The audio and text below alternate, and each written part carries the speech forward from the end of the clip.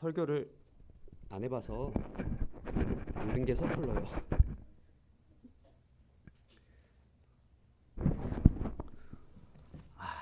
안녕하세요.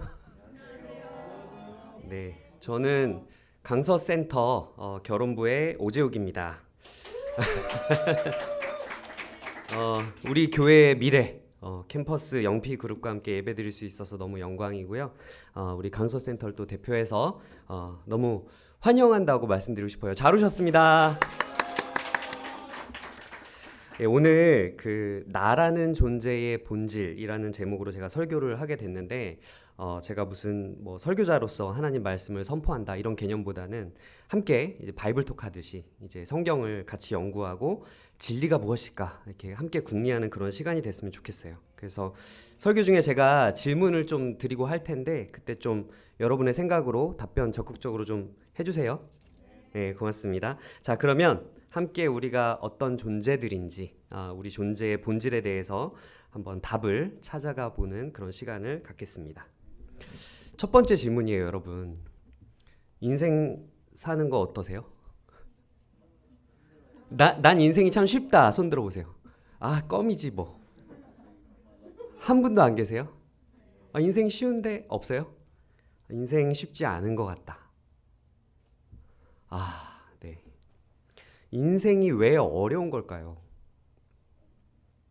게임을 해보신 분들은 아실 거예요. 이제 깨기 쉬운 난이도의 게임이 있고 난이도가 너무 높은 게임, 승리하기 너무 어려운 게임. 이게 인생이 어려운 이유 중에 하나가 제 생각입니다. 앞으로 일어날 일을 우리가 알지 못하기 때문이 아닐까 이런 생각을 해봤어요. 제가 다양한 공부 방법 중에서 여러분 아직 공부하시니까 제가 효과를 봤던 방법이 있습니다. 그 재수를 할 때 이 방법으로 제가 성적을 좀 많이 올렸었어요. 이게 뭐냐면 문제집을 많이 푸는 거예요. 네, 문제집을 엄청 풀었어요. 그러니까 수능 문제집을 많이 풀었더니 패턴이 똑같은 이거 풀어본 건데 이런 아는 문제가 나오더라고요. 그래서 아는 문제가 나오고 이제 풀어본 패턴이 뻔한 문제가 나오면 마음이 편해지죠. 그죠? 네. 어떻게 푸는지 아니까 이제 그 마음도 편안하게 쉽게 풀어낼 수 있는 것 같아요. 근데 인생도 마찬가지 아닌가. 우리가 겪어본 일, 패턴이 똑같은 일. 나 이거 겪어본 거랑 똑같은 패턴인데? 정답을 알고 있으면 나중에 결과가 이게 어떻게 나라는 걸 알고 있으면 어떤 일을 마주쳐도 우리가 당황하지 않을 것 같아요. 근데 이런 질문도 한번 드려볼게요. 혹시 이 자리에 계신 분들은 아닐 것 같긴 한데 여러분들 친구 중에 코인에 투자해가지고 큰 돈을 벌었다. 이런 친구 있다. 내 주변에. 있으세요? 없어요? 근데 많이 들어보셨죠? 네.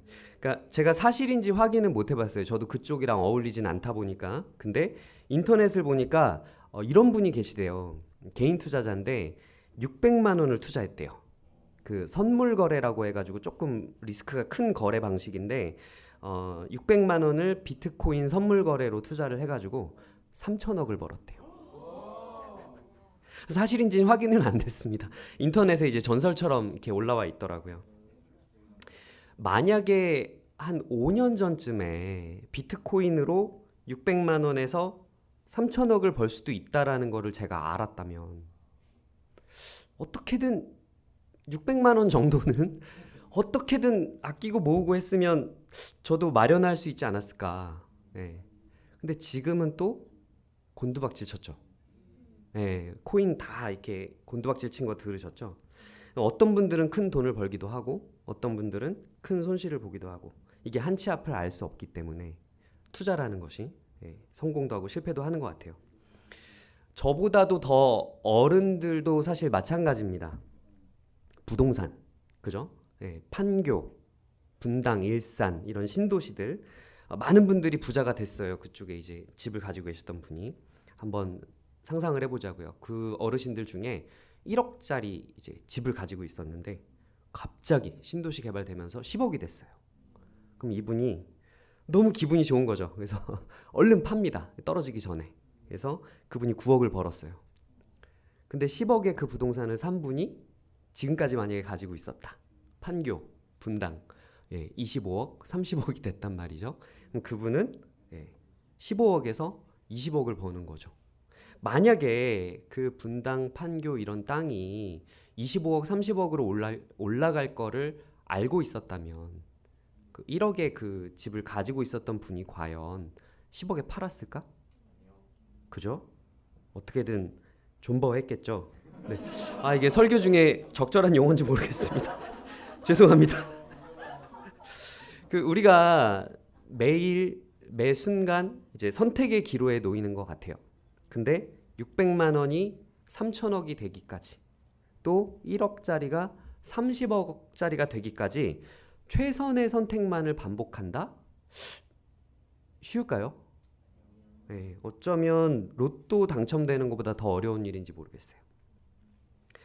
저는 그 성공한 사업가가 되고 싶어서 무수히 많은 선택의 그 기로에 직면했던 그런 사람입니다. 저는 2007년에 첫 직장 생활 시작했는데 LG 상사라는 회사였어요. LG 그룹에. 그래서 그 신사업을 만드는 팀에 입사를 해서 제가 사업가가 되고 싶었잖아요. 그러니까 신사업을 만드는 팀이니까 너무 기분이 좋은 거예요. 행복했어요. 근데 딱 1년도 되기 전에 정말 그만두고 싶다. 너무 힘들다. 예. 군대보다도 더 보수적이고 엄격한 그런 사내 문화, 그리고 도저히 받아들이기 어려운 그 위계 질서, 그리고 회사를 위한 선택을 해야 제 상식에 맞는 거였거든요. 저 이제 캠퍼스 때 제자가 됐으니까 회사의 월급을 받으면 당연히 회사를 위한 선택을 해야 되는데 팀장님, 임원, 대표이사 다들 자기 입장에서 유리한 것을 선택하지 회사를 위한 선택이 아닌 것 같은 거예요. 회사의 손해가 될 수도 있는 의사결정을 하더라고요. 그거를 저 이게 목소리를 냈죠. 그러면 안 되지 않습니까? 그랬더니 이제 핍박을 당하고, 네가 뭘 안다고 이러면서. 그래서 만 1년도 되기 전부터 창업을 해야겠다. 나는 안 되겠다. 이러고서 조금 일렀죠, 사실. 사회생활 1년 정도밖에 안 됐는데. 근데 창업을 도와주는 그 정부의 프로그램이 있더라고요. 지원 프로그램이. 지금도 많습니다. 그걸 지원했는데 붙었어요. 네. 그 2030 청년 창업 지원 프로젝트 이런 게 있었어요. 그래서 거기 딱 붙어서 나름 되게 좋았어요. 사무실 공짜로 빌려주고요. 거기 인터넷 공짜로 쓸 수 있고, 죄송합니다. 사업을 위한 인프라를 많이 지원받았고 또 월 70만 원씩 이제 지원금을 받았어요. 이제 쓰라는 거죠. 사업을 하기 위해서. 근데 저는 회사를 다니던 중이었잖아요. 회사 일을 제 성격상 또 소홀히 못해요. 그러니까 야근하고 사업을 또 병행하고 이게 거의 불가능이었어요. 그래서 결국 6개월 만에 그 창업을 하려던 그 과정에 성과가 너무 좋지 않은데요. 아웃 이래가지고 그 지원은 이제 그만 받게 됐고요. 어쩔 수 없이 이제 회사에 또 충성을 했죠. 만 3년을 딱 근무했어요. 제가 LG 상사 첫 직장에. 근데 제 기억에 평균적으로 일주일에 한 이틀 정도는 회사에서 밤을 샜어요. 그리고 회사 지하에 내려가서 샤워를 하고 다시 사무실 올라와서 일을 하고 1년에 한 번씩은, 이건 정확한 기억입니다, 입원을 하거나 수술을 했어요. 탈진해서 입원한 적도 있고요. 비염이 너무 심해져서 이제 그 비염을 낫게 하기 위한 수술도 했었고, 만성적으로 장염이랑 역류성 식도염, 바짝 긴장하고 스트레스 받으니까 시달렸었고, 탈모도 심해졌고요. 이거 이러다가 죽겠다. 새벽에 퇴근하다가 택시 안에 딱 누워서 제 피 냄새가 머리로 올라와요. 어딘가에 출혈과 염증이 있어요. 근데 이러다 죽겠다 싶은 생각이 드니까 이력서를 열심히 써서 여기저기 지원을 했죠. 그래서 다음 회사가 이제 골프존이라는 회사였고, 거기서 이제 한 4년 반 정도 또 재밌게 다니긴 했는데 또 다른 사정이 있었어요. 예전에 제가 성찬 때 나눈 적이 있는데 결국엔 또 이직을 하게 됐고요.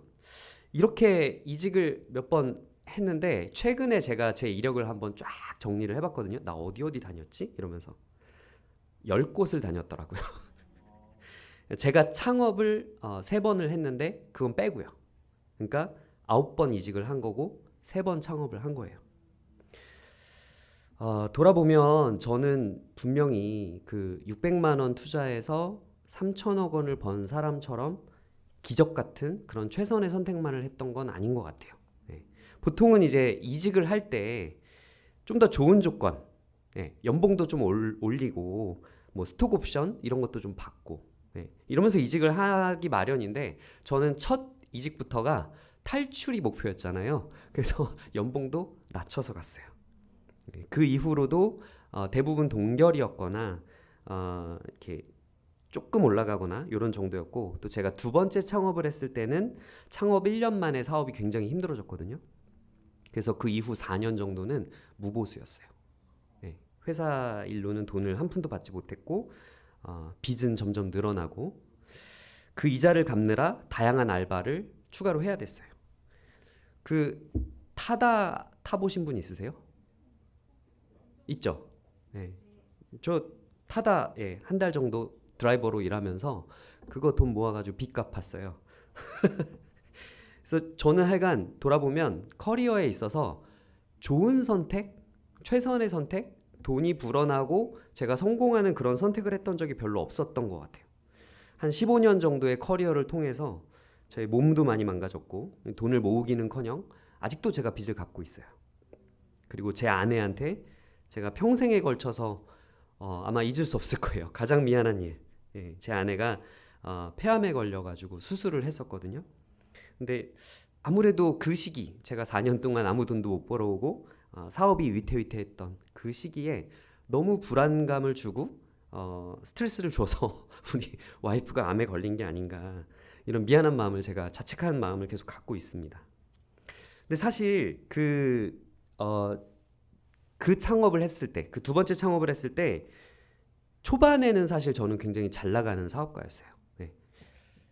여기 지금 그 리모컨이 없는 것 같은데 다음 페이지 좀 넘겨주시겠어요?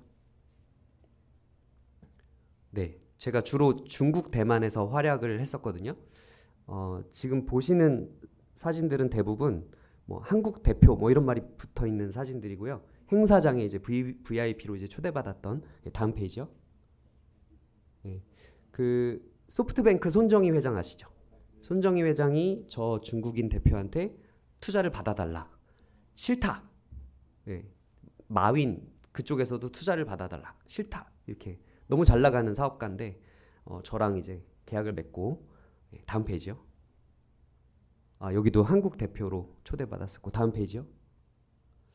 여러분 꽃보다 남자 아시죠? 대만 드라마 1, 2, 3 드라마 시리즈로 나왔는데 꽃보다 남자 2 감독님이시고요. 연예인이시고 대만에서 다음 페이지요. 그 영건스라는 만화 아시는 분 없죠? 되게 오래된 만화라서 우리 왕식 목사님이나 그 세대만 아실 것 같은데 유명한 만화 작가님이시고 다음 페이지요. 예. 아무튼 잘 나갔었어요. 중국의 대기업이나 재벌들이 저한테 투자하겠다고 그랬었고 그 주간 아이돌 아시죠? 그 MBC 플러스인데 MBC 플러스가 저한테 직접 중국 사업을 도와달라. 그래서 주간 아이돌도 저희가 중국에 세일즈하고 그래서 금방 재벌이 될 줄 알았어요. 잘 나가니까. 근데 이 말은 하면 안 될 것 같고 사업을 시작할 때는 누구나 이렇게 큰 꿈을 부푼 꿈을 안고 시작하죠. 잘 될 거라고 이제 믿죠. 근데 창업하고 딱 1년 만에 사드 배치로 인한 한한령 사태가 터졌어요. 이 사드가 뭔지 잘 모르시는 분도 계실 것 같아서 조금만 설명하자면 중국 내륙을 다 이렇게 샅샅이 살펴볼 수 있는 레이더 장비인데 이거를 미군이 우리나라에 설치를 했고 중국 정부가 거기에 크게 반발하면서 중국에서 너무 인기가 많았고 한국이 큰 돈을 벌어들이고 있던 미디어 산업에 대해서 제약을 딱 건 거예요. 저는 미디어 산업이었거든요. 그래서 우리나라의 콘텐츠, 뭐 연예인 다 이제 중국에서 아무것도 할 수 없는 그런 상황이 됐었고 현재까지도 그 영향이 남아 있습니다. 한한령이라고 하는데 이때 많은 기업들이 도산했고요. 많은 사람들이 직업을 잃었고 제가 2015년 3월에 저 두 번째 창업을 했던 건데 2016년 6월에 그 한한령이 확 이제 와닿았어요. 그래서 제가 만약에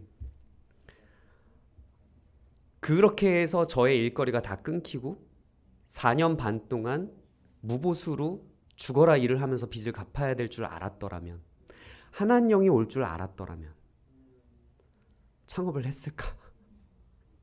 그것도 중국 사업으로. 예. 아마 안 했거나 하더라도 다른 지역, 다른 아이템 이렇게 해서 사업을 만들었겠죠. 근데 제 사업은 거의 중국 올인이었거든요. 이렇게 우리가 알 수 없는 이런 불가항력적인 미래가 현실이 됐을 때 이제 우리가 했던 선택들이 우리한테 굉장히 고통스러운 결과로 돌아온다라는 걸 우리 모두 아는 것 같아요.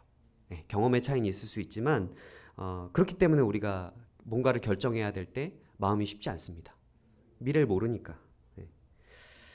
우리는 아는 문제가 나오면 겁먹지 않아요. 네. 인생도 마찬가지고 답을 알면 결국 성공할 거다. 네, 사업이. 그러면 과정이 힘들어도 버틸 수 있어요. 근데 문제는 인생에서 문제가 하나만 오는 게 아니라 내가 알지 못하는 새로운 문제 그리고 더 어려운 문제 계속 와요. 그렇죠? 그리고 우리는 무엇이 최선인지 어떤 선택이 최선인지 무엇이 답인지 알 수가 없습니다. 무엇이 나를 괴로운 상황으로 몰아갈지 나를 망가뜨릴지 알 수가 없어요. 그래서 말씀을 읽을게요. 오늘 저는 하나님이 여러분과 우리와 함께 하신다, 너무 인도하신다는 느낌이 들었던 게 찬양에서도 아까 솔로몬의 옷보다 여기서부터 제가 흠칫했거든요. 오늘 주제 구절이 다 전도서예요. 근데 또 아까 헌금기도 하실 때도 전도서에 대해서 나누시면서 하나님이 여러분과 우리에게 메시지를 주시는구나 이런 생각이 들어서 너무 감사했습니다. 자, 제가 전도서 11장 1절부터 5절을 읽겠습니다. 돈이 있으면 무역에 투자하여라. 여러 날 뒤에 너는 이윤을 남길 것이다. 이 세상에서 네가 무슨 재난을 만날지 모르니 투자할 때에는 7이나 8로 나누어 하여라. 구름에 물이 가득 차면 비가 되어서 땅 위로 쏟아지는 법. 나무가 남쪽으로나 북쪽으로 쓰러지면 어느 쪽으로 쓰러지든지 쓰러진 그곳에 그대로 있는 법. 바람이 그치기를 기다리다가는 씨를 뿌리지 못한다. 구름이 걷히기를 기다리다가는 거두어들이지 못한다. 바람이 다니는 길을 네가 모르듯이 임신한 여인의 태에서 아이의 생명이 어떻게 시작되는지 네가 알 수 없듯이 만물의 창조자 하나님이 하시는 일을 너는 알지 못한다. 아멘. 여러분, 돈이 있으면 투자를 하라십니다. 여러 날 뒤에 이윤을 얻기 위해서 재테크를 하라는 가르침이 성경에 있었어요. 그 유명한 투자의 원칙도 여기 담겨 있죠. 계란을 한 바구니에 담지 말아라. 들어보셨죠? 뭐가 잘 될지는 아무리 대단한 사람도 몰라요. 워렌 버핏도 모르고 손정희도 몰라요. 그러니까 하나에 올인하지 말고 7이나 8로 나눠서 투자하라고 가르치고 있습니다. 이게 인류 역사상 가장 부유했던 남자 솔로몬 왕이 가르쳐주는 그 가르침이니까 꼭 새겨들었으면 좋겠어요. 이 말씀에서 솔로몬은 가장 부유할 뿐만 아니라 가장 지혜로웠다라고 평가받는 사람이죠. 이 사람이 이렇게 얘기를 합니다. 이 세상에서 네가 무슨 재난을 만날지 모르니 또 바람이 다니는 길을 네가 모르듯이 임신한 여인의 태에서 아이의 생명이 어떻게 시작되는지 네가 알 수 없듯이 만물의 창조자 하나님이 하시는 일을 너는 알지 못한다 라고요. 오늘 설교의 첫 번째 포인트는요. 다음 페이지. 우리는 장님입니다 입니다. 성경에서 가르치고 있는 진실이에요. 우리는 미래에 닥칠 일, 하나님께서 하시는 일을 알지 못합니다. 장님 한번 생각을 해보세요. 바로 눈앞의 사물조차 볼 수 없는, 그래서 알 수가 없는. 시험 시간 다 됐는데 시험 시간 이제 종료가 마감이 다 돼가는데 모르는 문제가 딱 나왔어요. 와, 답답하죠. 마음이 쉽지 않아요. 인생이 그런 겁니다. 우리가 이 사실을 받아들이길 바래요. 제가 두 번째 사업, 창업했던 그 사업이 어려워졌을 때 1년 딱 반짝 잘 되다가 어려워졌을 때 많은 빚을 졌잖아요. 그 빚을 갚느라 굉장히 고생을 했고 힘들었는데 그때 저의 첫 리액션은 분노였어요. 사드라고 하는 그 전략적인 무기를 우물쭈물하다가 이제 정치적으로 또 외교적으로 얻는 것보다 잃는 게 훨씬 많은 그런 상황으로 몰아갔던 정부의 무능함에 굉장히 화가 났었어요. 그래서 당시에 제가 정치에 많은 관심을 갖고 직접 활동도 했었어요. 근데 시간이 조금 지나니까요, 제 마음이 달라지더라고요. 정부 탓보다는 제 자신의 잘못된 선택들, 너무 몰랐구나. 경영자로서 너무 무능력했고 아는 게 적었구나. 부끄럽다. 저는 제 미처는 사실 굉장히 초보 경영자였던 건데 시장 상황이 좋았고 제가 다녔던 회사의 백그라운드 덕택을 많이 받고 한류라는 게 워낙에 컸기 때문에 제가 돈을 벌었던 건데 마치 제 자신이 잘난 것처럼 교만했던 모습들이 너무 부끄러워졌어요. 네. 저 자신을 탓하고 원망하고 자책하고 비난하고 우울해하고 이런 시간을 꽤 길게 보냈던 것 같습니다. 근데 시간이 더 지나니까 마음이 또 바뀌었어요. 어떻게 바뀌었냐면요.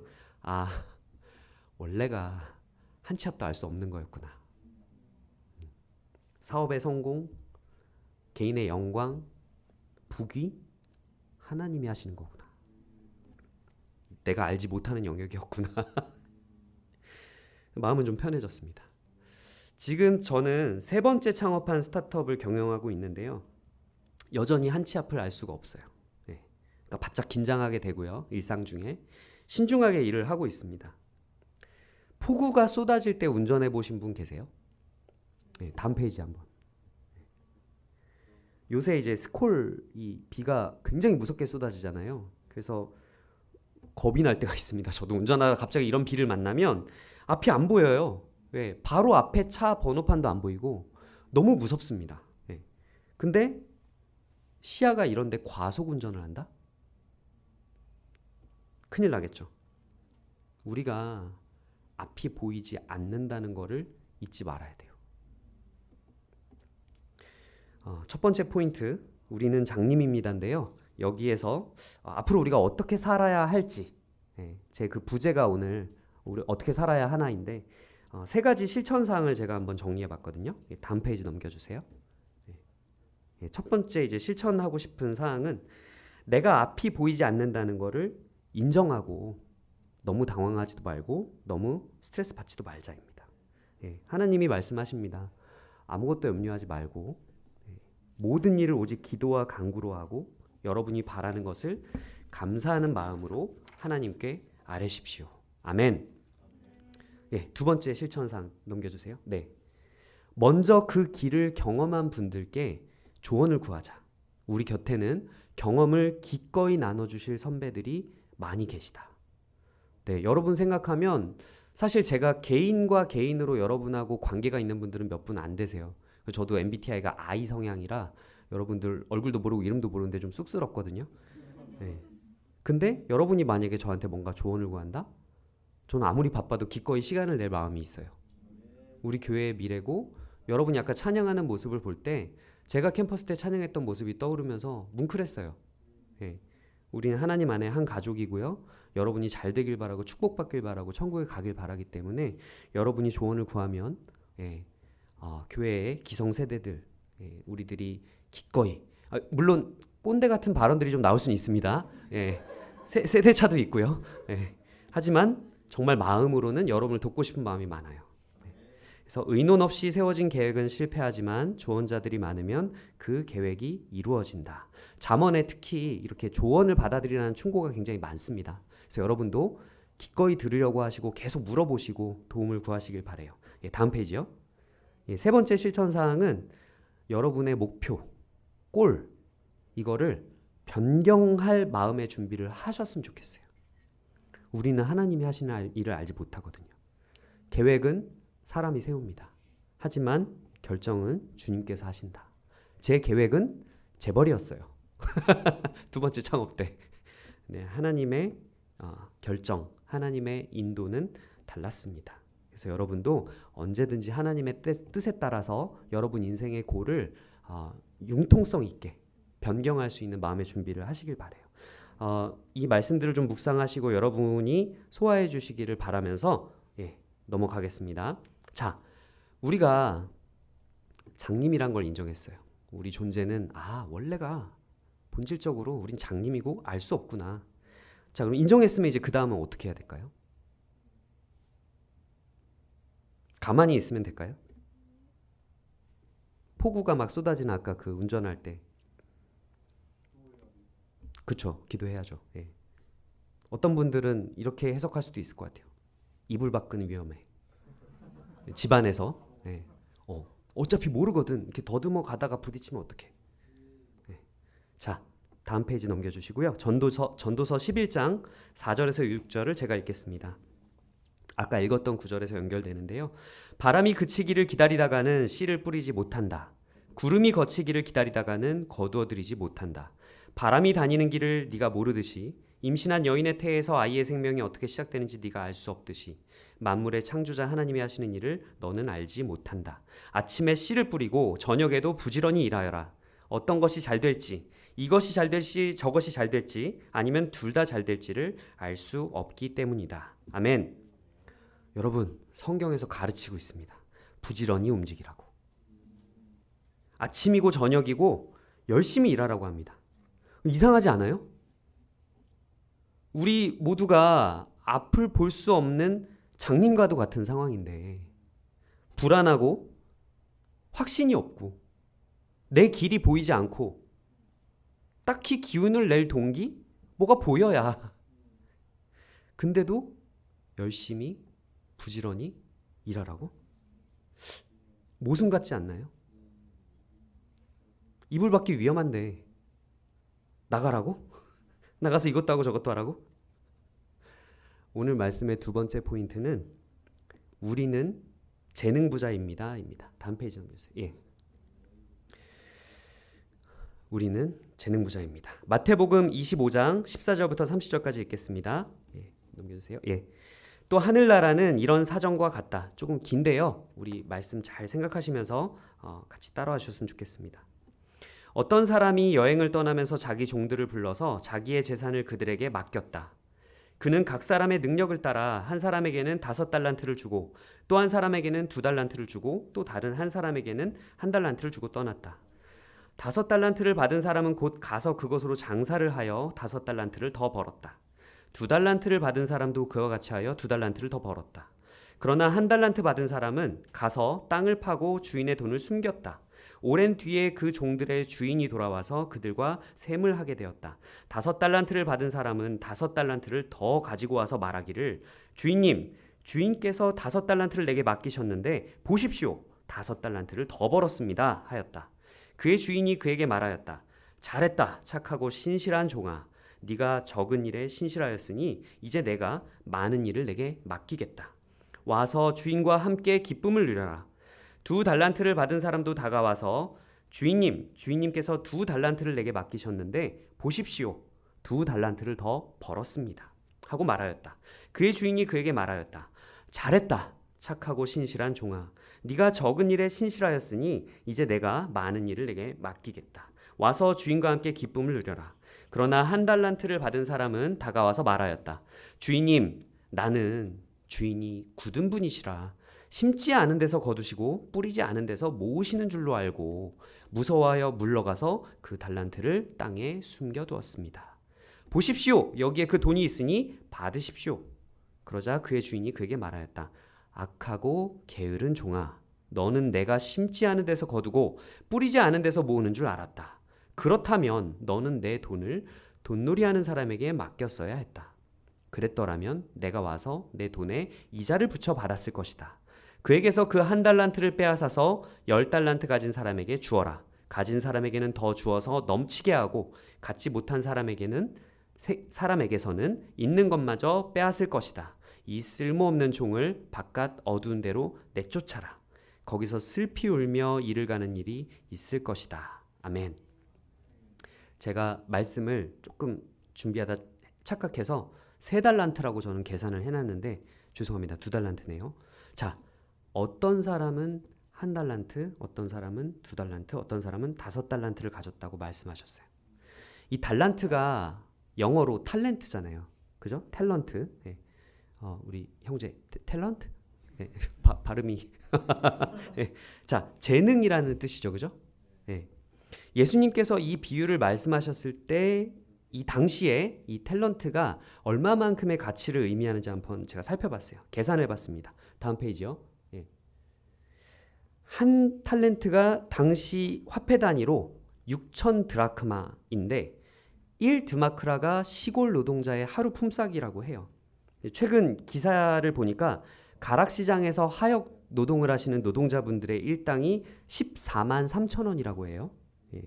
인력사무소에서 일을 받아서 하시는 이제 하루하루 일하시는 건설 노동자분들이 하루에 12만 원에서 15만 원 이렇게 받으신다고 합니다. 그럼 보수적으로 우리가 1 드마크라를 오늘날 돈으로 10만 원이라고 한번 가정을 해볼게요. 그러면 1달란트 6억 원. 예수님의 비유에서 1달란트를 받은 종이 열심히 일을 하지 않았잖아요. 그냥 숨겨놨잖아요. 묻어두고. 그걸 책망하는 주님의 말씀 중에서 차라리 이 돈을 돈놀이하는 사람한테 맡겼으면 내가 이자라도 받지 않았겠니? 이 말씀이 있잖아요. 예, 다음 페이지 한번 넘겨주세요. 예, 제가 3달란트로 계산을 해서 조금 헷갈리는데 5달란트랑 1달란트만 봐주세요. 엑셀로 제가 막 계산을 했습니다. 금리가 일반 은행에 맡기면 1%에서 한 3, 4%까지 가고요.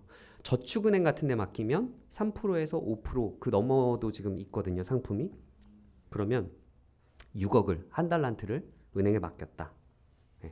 1%만 적용해도 1년에 600만 원을 벌어요. 5%를 적용하면 3천만 원 벌어요. 적지 않죠? 이 비유를 살펴보면은요, 주인께서는 종들에게 이 돈을 맡길 때 1달란트, 2달란트, 5달란트를 맡길 때 적어도 이거보다는 너희가 더 벌 수 있어 라는 믿음을 가지고 계셨던 것 같아요. 그쵸? 그러니까 차라리 맡기지 그랬냐라고 책망을 하시잖아요. 주인께서는 종들에 대해서 그런 믿음을 가지고 계셨던 것 같습니다. 우리 모두는 하나님으로부터 재능을 받았습니다. 하나님께서 우리에게 상당한 재능을 주셨어요. 상당한 잠재력을.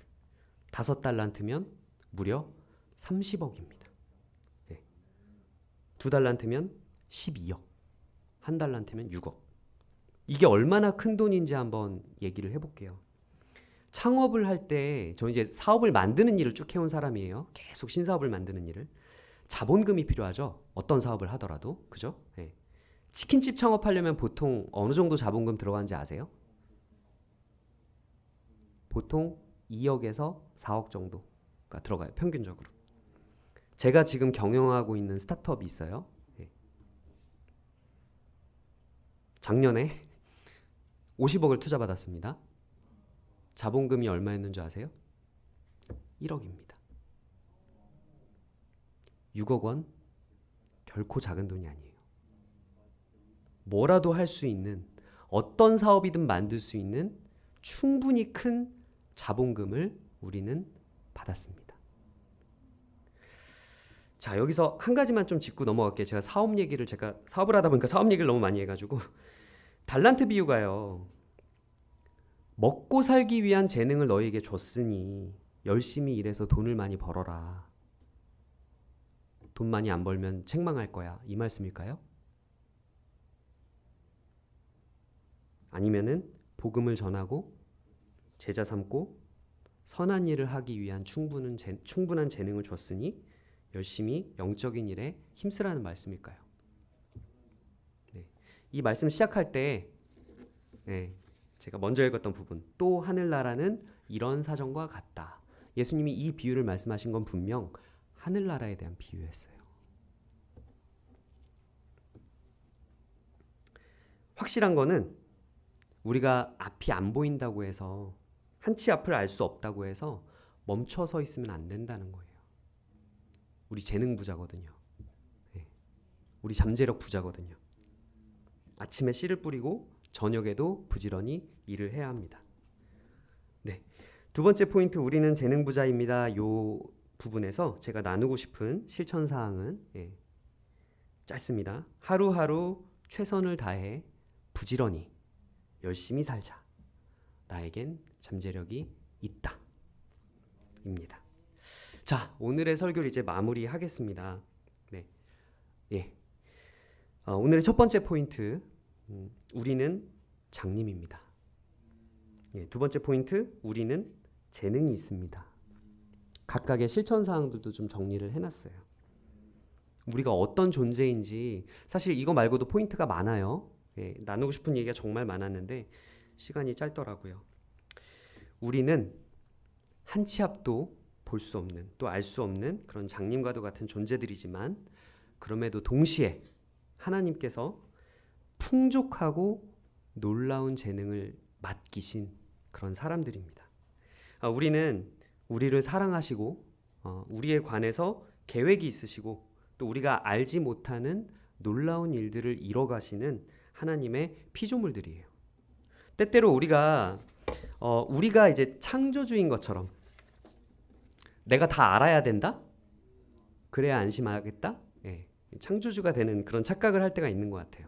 우리가 잊지 않았으면 좋겠습니다. 우리가 우리 인생에 대해서, 미래에 대해서 알지 못하는 게 정상입니다. 예, 원래 그런 겁니다. 하지만 괜찮습니다.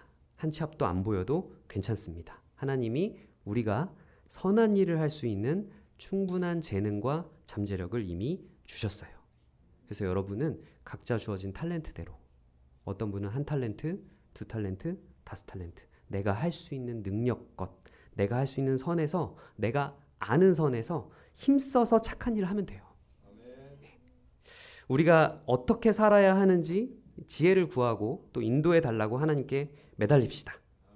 우리에 대해서 계획을 갖고 계신 분도, 또 우리가 알지 못하는 사이에 놀라운 역사를 이루시는 분도 바로 우리 하나님이십니다. 그분이 선한 분이시기 때문에 안심해도 됩니다. 아멘. 네, 마지막 성경 구절 읽고 마치겠습니다. 네, 다음 페이지요. 예. 빛을 보고 산다는 것은 즐거운 일이다. 해를 보고 산다는 것은 기쁜 일이다. 오래 사는 사람은 그 모든 날을 즐겁게 살 수 있어야 한다. 그러나 어두운 날들이 많을 것이라는 것도 기억해야 한다. 다가올 모든 것은 다 헛되다. 젊은이여, 젊을 때의 젊은 날을 즐겨라. 내 마음과 눈이 원하는 길을 따라라. 다만 내가 하는 이 모든 일에 하나님의 심판이 있다는 것만은 알아라. 내 마음의 걱정과 육체의 고통을 없애라. 혈기왕성한 청춘은 덧없이 지나가기 때문이다. 아멘. 여러분이 하나님의 심판을 두려워하고 또 그분의 계획을 신뢰하면서 비록 한치 앞은 보이지 않지만 즐겁게, 행복하게, 또 열심히 수고하고 일하면서 여러분의 젊은 날을 보내시길 바라면서 오늘의 말씀을 마치겠습니다. 네, 함께 기도하겠습니다. 하나님, 당신께